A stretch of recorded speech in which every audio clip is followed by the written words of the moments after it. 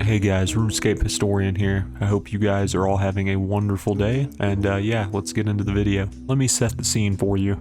The year is 2010. This is before Mod Jed, Cheeky Allard, DDoS attacks, and all of that good stuff. What would be the one thing Pkers would fear the most in 2010? Is it this thing? This? This thing's pretty damn scary. What about this? Well, the answer is none of the above. It was a quest reward that was from a quest that only required moderately high stats at the time. This weapon would be effectively known as the Korasi sword and could be reobtained if you lost it for 500k. This low risk, however, was only part of the problem. The special attack of the Korasi sword was known as Disrupt. It would hit anywhere from 50% to 150% of your damage with the special attack using 60% of the bar. At the time, Dungeoneering was out, which meant the Ring of Vigor, being a reward from it, was also out. The Ring of Vigor would effectively make it to where if you used a special attack weapon, it would only use 90% of the normal value. So 90% of 60% would effectively cut the Korasi special down to only using 54% of the special attack bar. In addition to this, some of the more crafty players would get a bunch of friends together and they would consistently spec transfer to the guy using the Korasi spec.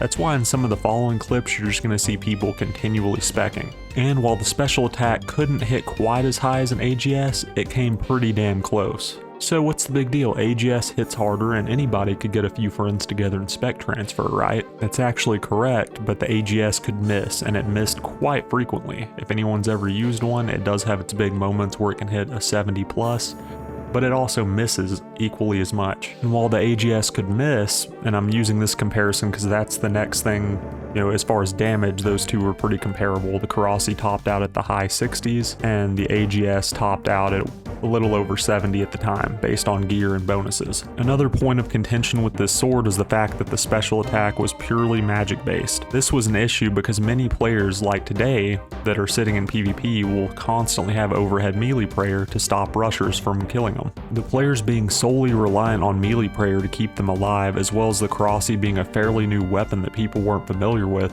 led to a lot of death. Let's take a look. Before we get into the montage of how OP this weapon was, given certain circumstances like the Ring of Vigor among other things, this perfectly illustrates the frustration a lot of PKers had at the time.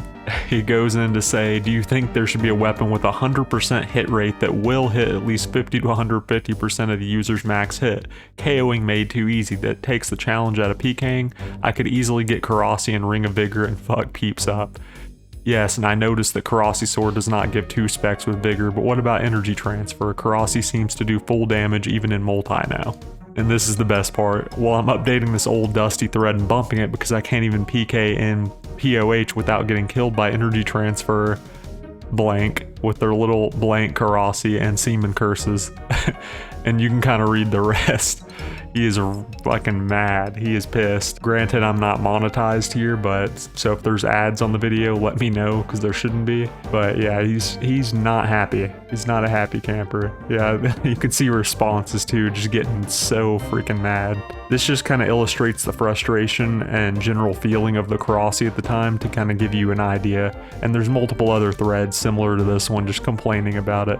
I find it kind of funny because I can look back on it and laugh, and I wasn't any sort of PKer at the time and still am not a PKer. But anyways, let's get into the Korasi. In the following clips you're about to see, the damage numbers will be like 300, 700, 600. This is due to a constitution update before Evolution of Combat came out, effectively adding a decimal place. So if you see like 632, that's effectively a 63.2 on old school. So just imagine that. Yeah, that AGS right there is probably worth somewhere between 70 and 100 mil at this point. Even in 2010, it was worth a absolute crap ton.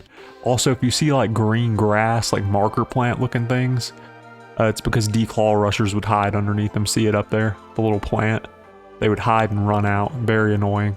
So as you can see, the sword was quite powerful to say the least and brought in a hefty amount of GP for the Korasi rushers. If the weapon were to come to old school RuneScape, I don't think it would pose nearly as big of a problem as it did on pre-EOC RuneScape 3. This would be especially true if it was ported to old school RuneScape with its 60% special attack drain.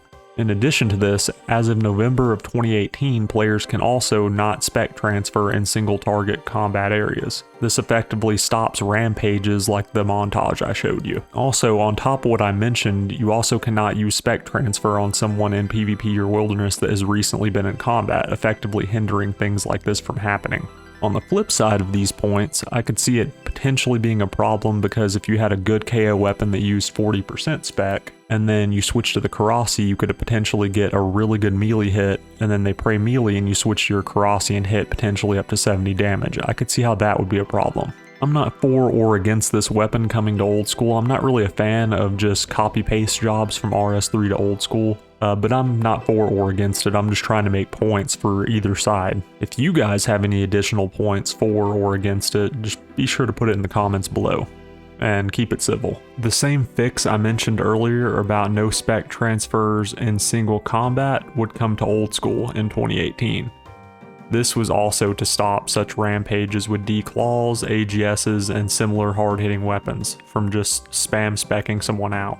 This effectively stopped rampages like this one with the Korasi and similar ones with the AGS and Dragon Claws. Although the AGS and D-Claw spec transfer montages aren't nearly as devastating as this one because, as I stated earlier, both the Dragon Claws and the AGS could miss, and they miss quite frequently, and all your problems could be solved with Protect from Melee usually, while the Korasi effectively could not miss and could hit up to 70.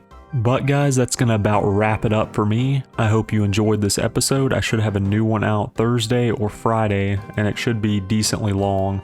But as always guys, if you enjoyed this video, you know what to do, and I will see you in the next one. Later.